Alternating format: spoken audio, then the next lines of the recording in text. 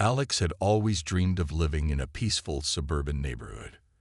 After years of enduring the chaos of city life, honking horns, crowded streets, and never-ending noise, they finally found what seemed like the perfect place to settle down. The houses were tidy, the lawns were manicured, and there was even a small park where kids played after school. It felt like something out of a storybook, quiet, orderly, and serene. But as Alex would soon discover, this picturesque community came with its own set of quirks, and one very big problem.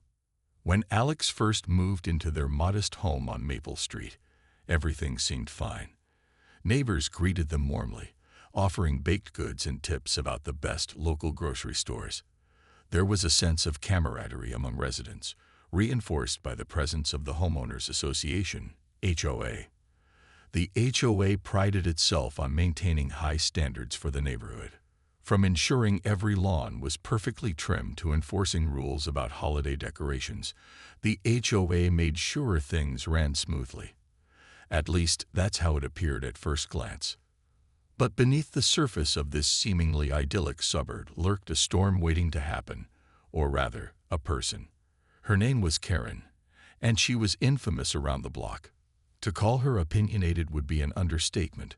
She thrived on micromanaging everyone else's lives while ignoring her own flaws. Whether it was sending passive-aggressive notes about overgrown shrubs or policing mailboxes that didn't align perfectly with HOA guidelines, Karen saw herself as the ultimate authority figure. She wasn't just part of the HOA. She practically was the HOA. Karen's behavior often crossed the line between assertive and outright rude, but most people chose to ignore her antics. They figured it was easier to avoid conflict than to challenge someone so determined to win every argument.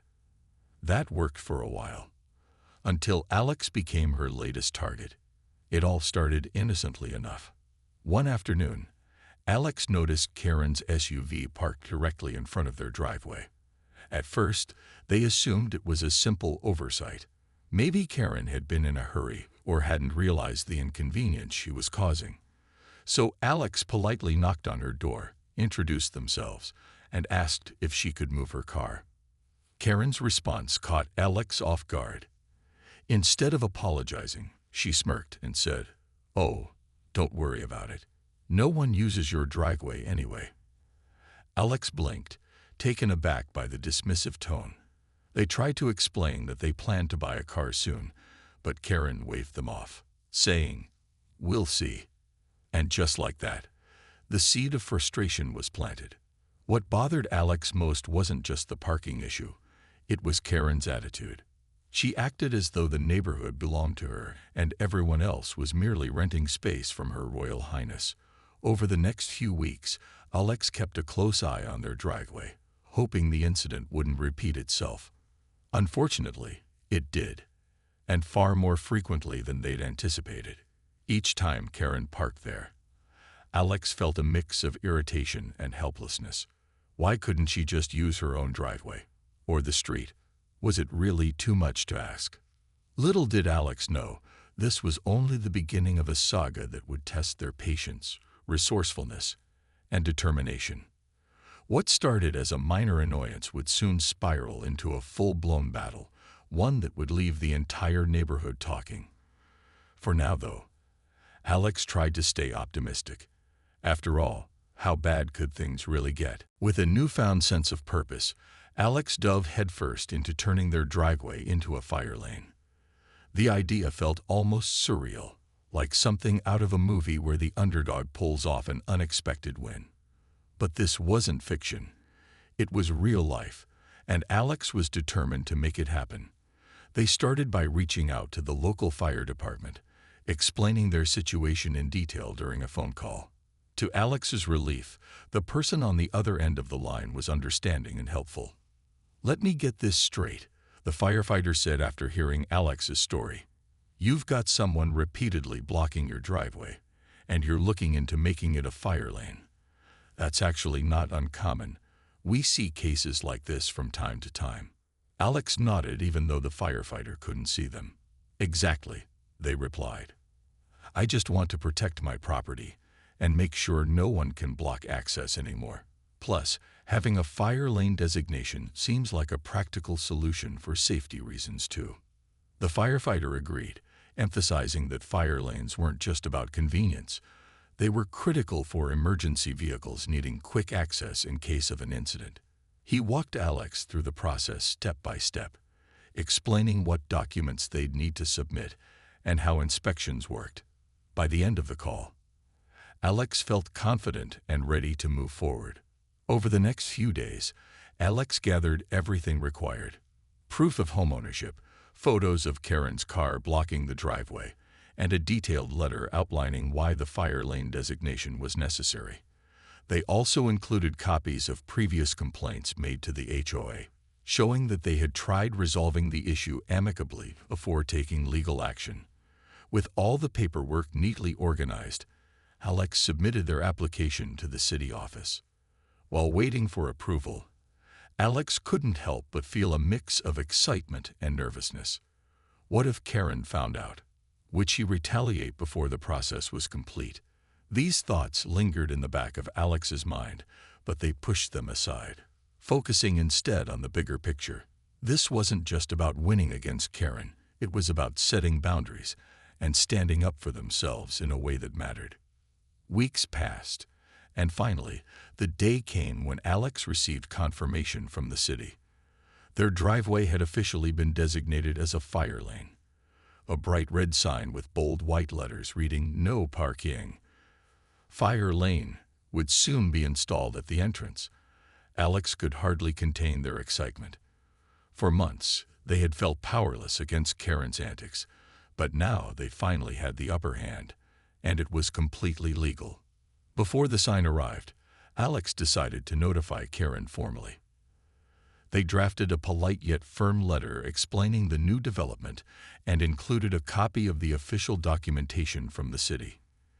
In simple terms, the letter stated that parking in front of Alex's driveway was now prohibited by law and subject to fines or towing. Alex slipped the envelope into Karen's mailbox, feeling a strange mix of satisfaction and apprehension. How would Karen react? Would she accept defeat gracefully, or would she dig her heels in further? As Alex waited for Karen's response, they began spreading the word among neighbors. Not in a boastful way, but simply to keep everyone informed. Some neighbors expressed surprise, while others quietly admitted they were glad someone had finally stood up to Karen. One elderly woman who lived across the street pulled Alex aside one afternoon. "Thank you for doing this," she whispered. "That woman has been terrorizing us for years. Maybe now she'll think twice before throwing her weight around." Alex smiled, feeling a small sense of vindication. It wasn't just their battle anymore. It was a victory for the entire neighborhood. Still, they knew better than to celebrate too soon. Karen hadn't seen the sign yet, and Alex braced themselves for whatever storm might come next. But one thing was certain: they were no longer backing down. The days of Karen's bullying were numbered, and Alex was ready to face whatever came their way. As the weeks turned into months, Alex reflected on everything that had happened since their first encounter with Karen. What started as a simple frustration, a blocked driveway, had spiraled into a whirlwind of conflict, determination, and ultimately, transformation. It wasn't just their own life that had changed.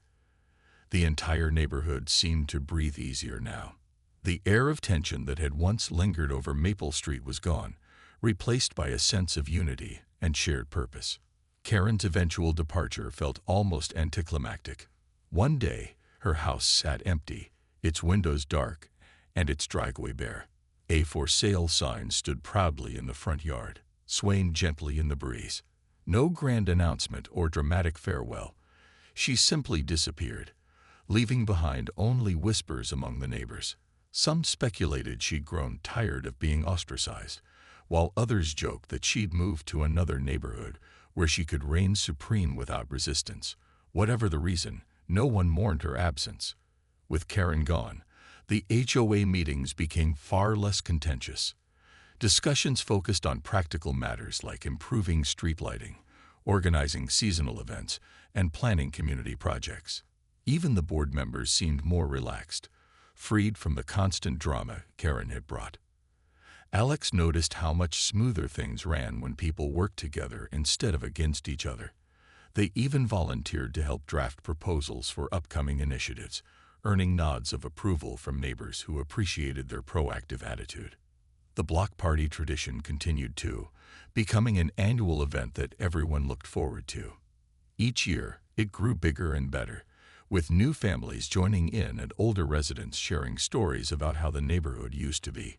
During one such gathering, Alex found themselves sitting around a fire pit with Linda and a few other neighbors. Someone brought up the infamous fire lane incident, and laughter erupted as they recounted the details. "You know," Linda said, raising her cup in a mock toast, "we should put up a plaque or something, in memory of the driveway that saved Maple Street." Everyone chuckled, but there was truth in her words. That single act of standing up to Karen had sparked a chain reaction, inspiring others to reclaim their voices and strengthen their bonds.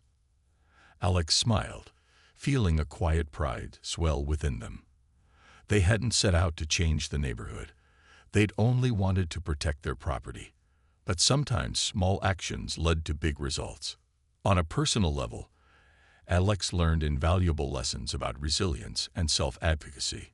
Before this ordeal, they might have hesitated to speak up or take action, fearing backlash or conflict. But facing Karen head-on taught them that staying silent often gave bullies more power. By addressing the problem directly and legally, they proved that solutions existed if you were willing to fight for them. And perhaps most importantly, they discovered the importance of community support. Standing alone was hard, but standing together made all the difference. Life settled into a comfortable rhythm. Alex enjoyed their mornings, sipping coffee on the porch, waving at passing neighbors who always stopped to chat. Their driveway remained clear, not because of fear of fines, but because respect had replaced hostility. The red fire lane sign still stood at the entrance, though it no longer carried the weight of defiance. It was simply part of the landscape now. One evening, as Alex watered their plants, a young couple walking by paused to introduce themselves. They had recently moved into Karen's old house and were eager to meet their neighbors. "We've heard so much about this street," the woman said warmly. "It sounds like such a close-knit community." Alex grinned, thinking back to how different things had been just a year ago. "It really is," they replied.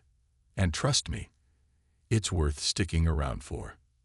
As the couple walked away, Alex felt a deep sense of contentment. Maple Street wasn't perfect, it never would be, but it was home.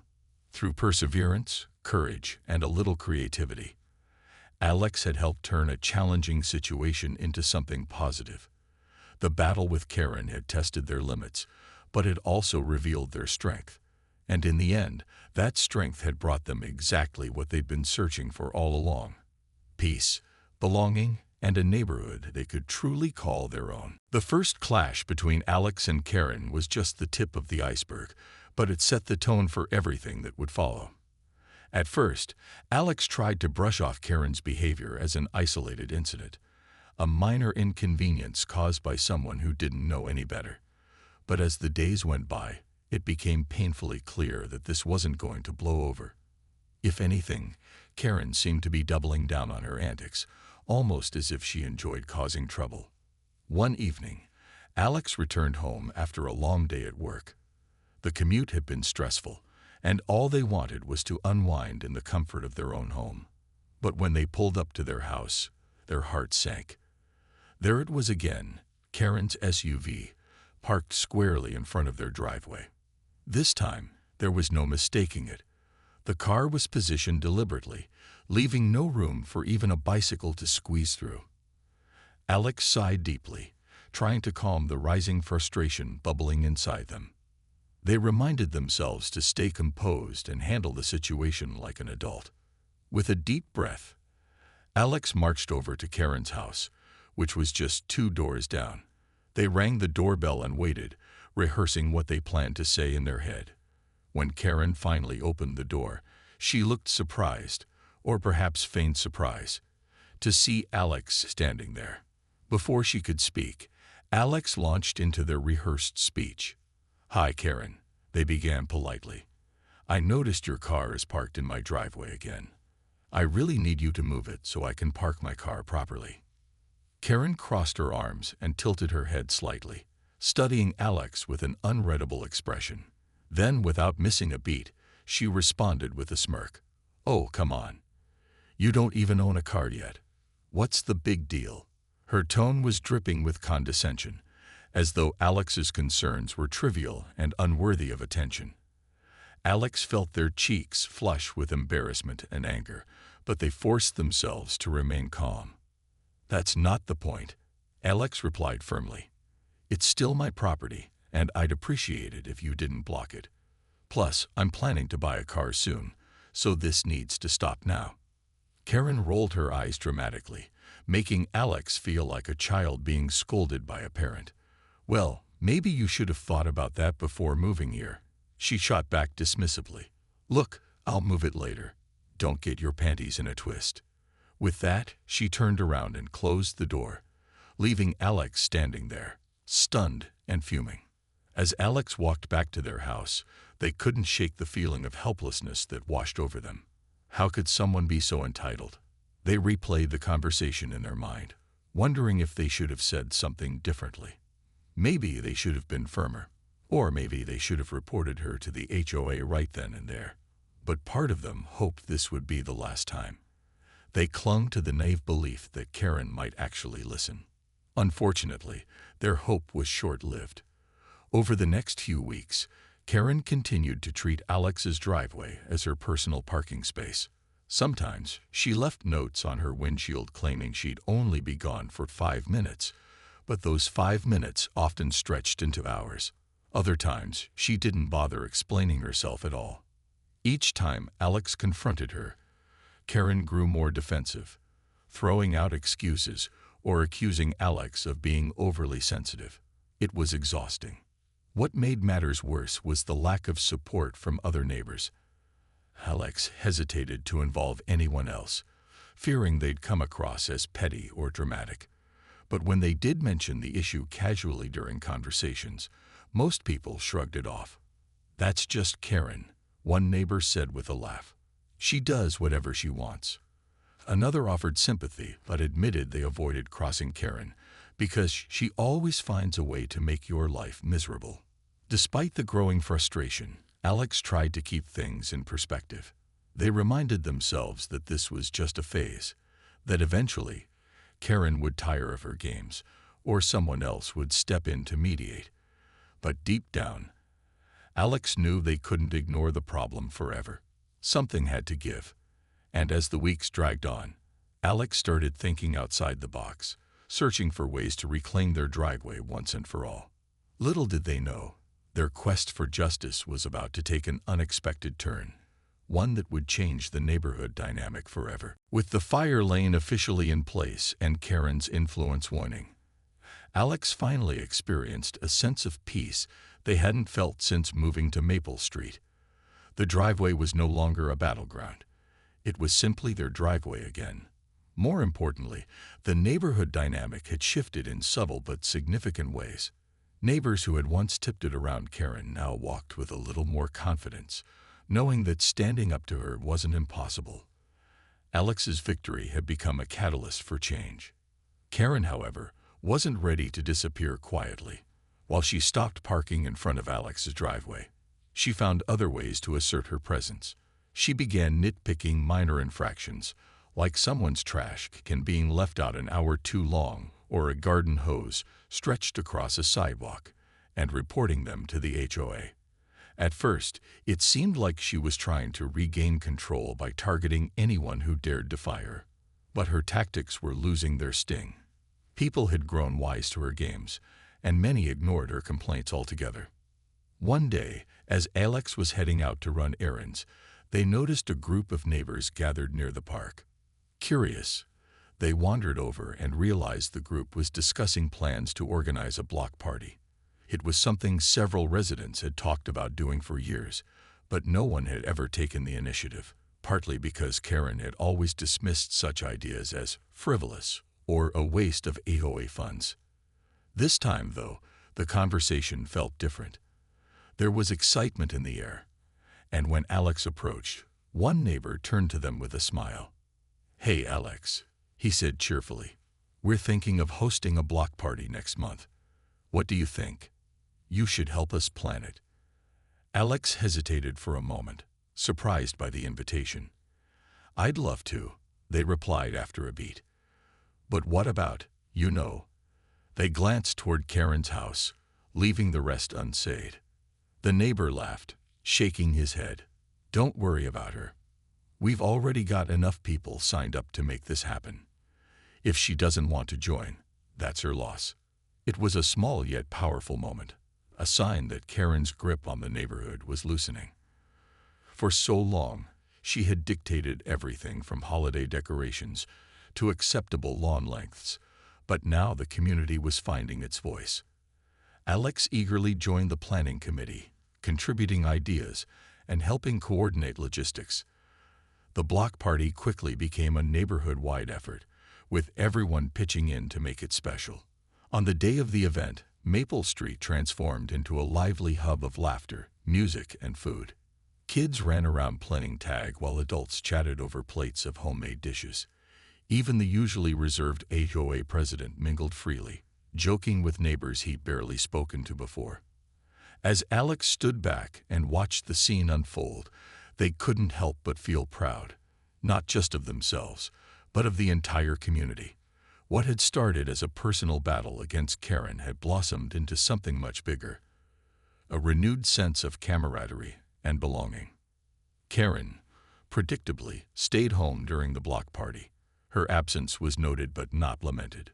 Some joked that she was probably sulking inside, drafting another pointless complaint to the HOA. Others speculated that she might move away soon, an idea that didn't seem far-fetched given how isolated she had become. Either way, her impact on the neighborhood was fading fast. Over the following weeks, life on Maple Street continued to improve. Neighbors who had once avoided each other began forming friendships. Lawn chairs appeared on front porches, and spontaneous conversations replaced tense silences. Alex even struck up a friendship with Linda, the neighbor who had praised their bravery earlier. Together, they started organizing weekly walks through the neighborhood, encouraging others to join in. Looking back, Alex realized how much they had grown throughout the ordeal. What had begun as frustration over a blocked driveway had turned into a lesson in resilience, resourcefulness, and community building. They had faced down a bully and come out stronger on the other side, not just for themselves, but for everyone around them. And as for Karen, well, a few months later, a moving truck pulled up to her house. By then, most neighbors barely noticed. Life on Maple Street had moved on without her, and for the first time in years, the future looked bright. As the weeks turned into months, Karen's behavior only grew more brazen. Her SUV became a permanent fixture in front of Alex's driveway, as if she had staked her claim and dared anyone to challenge her. At first, Alex tried to reason with her, hoping that a calm conversation would resolve the issue. But every attempt ended the same way, with Karen brushing them off or outright dismissing their concerns. It was clear that reasoning wasn't going to work. Something had to change. The breaking point came one Saturday morning when Alex finally brought home their new car. They had saved up for months to buy it, excited about the freedom and convenience it would bring. But when they pulled into their street, their hearts sank.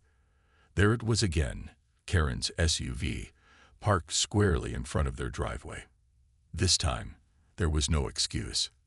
Alex couldn't even get their brand new car into the driveway because of her. Fuming but determined not to lose their cool, Alex marched over to Karen's house once more. They knocked on the door, gripping the edge of their jacket to keep their hands steady. When Karen answered, Alex wasted no time getting straight to the point. "Karen, I bought a car," they said firmly.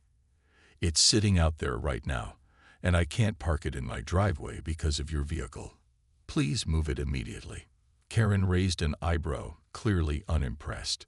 "Oh, congratulations on the car," she said sarcastically. "But I don't see why this is such a big deal. You've been fine without a driveway until now." Alex felt their patience wearing thin. "It is a big deal," they shot back. "This is my property, and you have no right to block it. If you don't move your car, I'll have to report you to the HOA." Karen let out a sharp laugh, as though Alex had just made the most ridiculous threat imaginable. "Go ahead," she sneered. "See if I care. The HOA isn't going to do anything about this. Everyone knows how things work around here."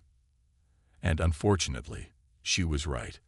When Alex filed a formal complaint with the HOA board, they were met with vague responses and excuses. During the next meeting, Alex presented their case, explaining how Karen repeatedly blocked their driveway despite multiple requests to stop. But instead of taking action, the board members exchanged uneasy glances and mumbled platitudes about finding common ground and keeping the peace. One member even suggested that Alex should consider parking on the street since it seemed like the easiest solution. Alex left the meeting feeling defeated and frustrated. Clearly, the HOA wasn't going to help. Karen had somehow managed to intimidate or manipulate them into turning a blind eye to her behavior. And while some neighbors privately expressed sympathy for Alex's plight, none of them were willing to step forward and support them publicly. It was a classic case of people avoiding conflict at all costs, even if it meant letting someone else suffer. Determined not to give up, Alex decided to take matters into their own hands. They began researching local laws and regulations related to property rights and driveway access. Surely there had to be some kind of legal recourse available. After hours spent scouring city websites and forums, Alex stumbled upon something intriguing: fire lanes. According to municipal ordinances, private driveways could be designated as fire lanes under specific conditions. Fire lanes prohibited unauthorized vehicles from obstructing access, making them off-limits for parking. At first, Alex wasn't sure if this applied to their situation. Could they really turn their driveway into a legally protected zone? The idea sounded almost too good to be true. But the more they read, the more hopeful they became. Not only was it possible, it might actually solve their problem once and for all. All they needed to do was gather the necessary documentation and follow the proper steps to make it official. Excited by the discovery, Alex started drafting letters and collecting proof of ownership for their property. They reached out to the local fire department to confirm the process and ensure they were following all guidelines correctly. Every step felt empowering, like they were finally taking control of a situation that had spiraled out of hand. For the first time in months, Alex felt a glimmer of hope. If everything went according to plan, Karen wouldn't stand a chance against the law. But as Alex prepared to implement their plan, they couldn't help wondering how Karen would react. Would she back down quietly, or would she fight back with even more hostility? Either way, Alex knew they were ready. This wasn't just about reclaiming their driveway anymore. It was about standing up for themselves and proving that Karen's reign of intimidation wouldn't go unchecked forever. Karen wasn't the type to back down quietly, and true to form, she came out swinging harder than ever. The HOA meeting had been a blow to her ego, but instead of accepting defeat, she doubled down on her campaign to discredit Alex. Her first move was to file yet another complaint with the HOA, this time accusing Alex of creating neighborhood discord and claiming that the fire lane designation was unnecessary and disruptive. She even went so far as to argue that it would lower property values, a bold claim, considering she had no evidence to back it up. But Karen didn't stop there. She began rallying other neighbors to her side, hosting impromptu gatherings in her driveway where she loudly aired her grievances about Alex. "Can you believe this?" she'd say, gesturing dramatically toward Alex's house.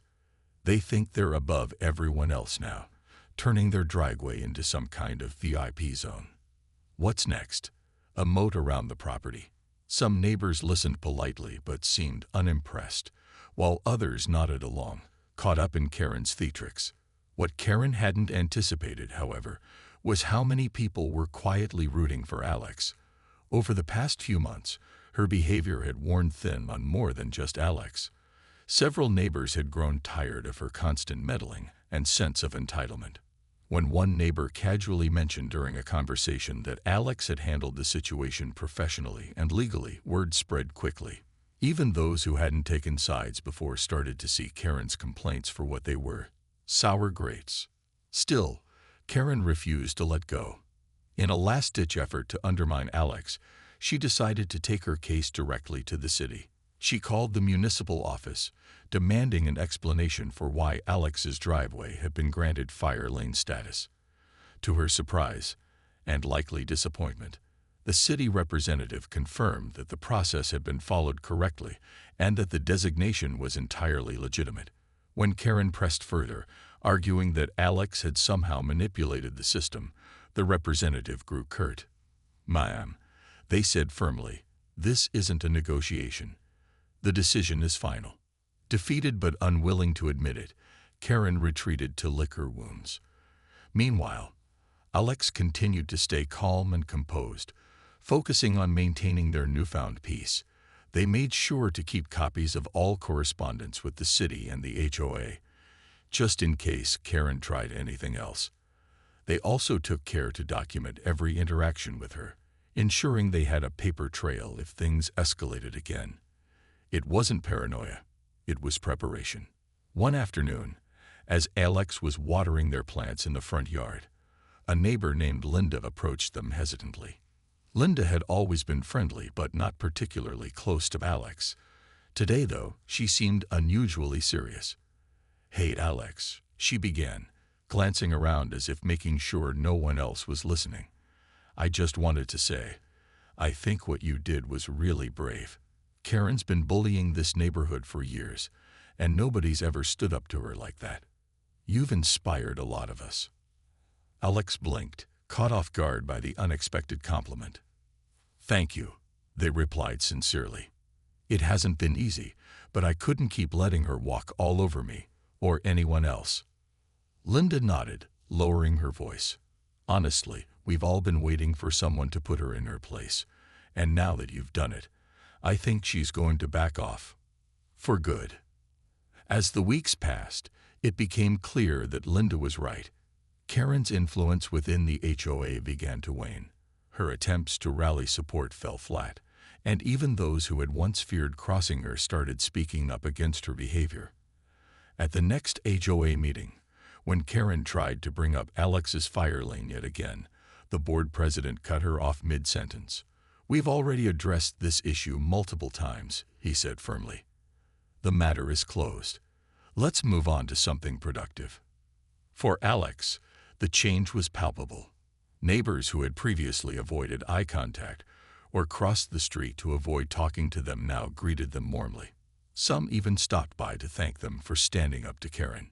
One elderly couple admitted they had been too intimidated to speak out about similar issues in the past, but felt emboldened now that Alex had set a precedent. Of course, Karen still muttered under her breath whenever she saw Alex, and there were occasional icy stares across the street. But for the most part, she kept her distance, seemingly aware that any further retaliation would only make her look worse. The red fire lane sign remained untouched, a silent but powerful symbol of Alex's victory.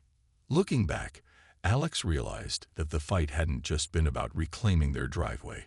It had been about asserting their place in the community. By refusing to back down, they had not only protected their own rights, but had also given others the courage to. The day the bright red "No Parking" fire lane sign was installed at the entrance of Alex's driveway felt monumental. It wasn't just a piece of metal with bold letters. It was a declaration, a line in the sand that Karen could no longer cross without consequences. Alex stood outside, watching as the city worker hammered the post into place.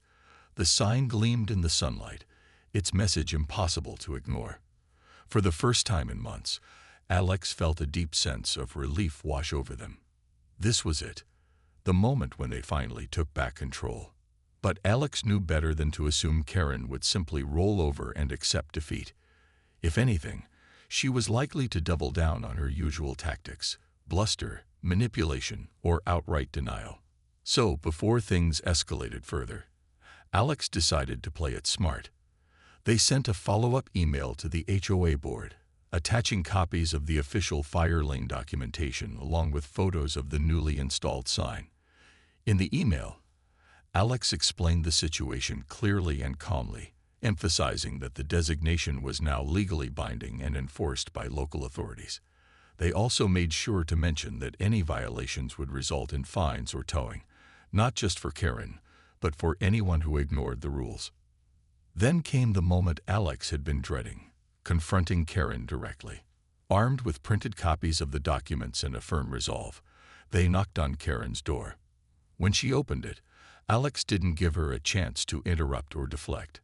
"Hi, Karen," they began, holding up the papers. "I wanted to personally inform you about the recent changes to my driveway. As you may have noticed, there's now a fire lane sign installed. Parking in front of my driveway is prohibited by law, and violators will face penalties."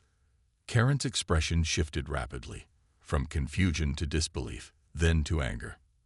Her face turned red, and her voice rose an octave. "What are you talking about? You can't just do this," she snapped, snatching the papers out of Alex's hand. She skimmed through them quickly, her eyes narrowing with every word. "This is ridiculous. Who gave you permission to turn your driveway into some kind of special zone?" Alex kept their tone steady, refusing to let Karen rattle them. "It's all right here in the documents. I followed the proper legal process, and the city approved it. It's not personal. It's about ensuring safe access for emergencies. And honestly, after everything that's happened, I think it's the best solution for everyone." Karen scoffed, tossing the papers onto her porch railing. "You're unbelievable. Do you really think this little stunt is going to scare me? Go ahead, call the cops or whoever. See if I care." With that, she slammed the door shut, leaving Alex standing there. Despite Karen's bluster, Alex walked away feeling victorious. They had done everything by the book, and now the ball was in Karen's court. If she chose to ignore the sign, she'd be the one facing consequences, not Alex. Still, Alex couldn't shake the feeling that Karen wasn't done fighting. She thrived on drama, and this latest development was practically tailor-made for her to stir up trouble. True to form, Karen wasted no time retaliating. Within days, she filed a formal complaint with the HOA, accusing Alex of abusing their power and creating unnecessary conflict in the neighborhood. She even went so far as to accuse Alex of fabricating the fire lane designation, claiming it was a ploy to harass her.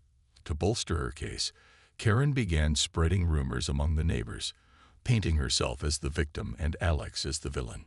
At first, Alex worried that Karen's smear campaign might work. After all, she had a knack for twisting facts to suit her narrative. But to Alex's surprise, many neighbors weren't buying it this time. Some openly sided with Alex, praising their calm and professional approach to resolving the issue. Others stayed neutral but privately admitted that Karen had gone too far. Even a few members of the HOA board seemed hesitant to side with her, especially since Alex had provided irrefutable proof of the fire lane's legality.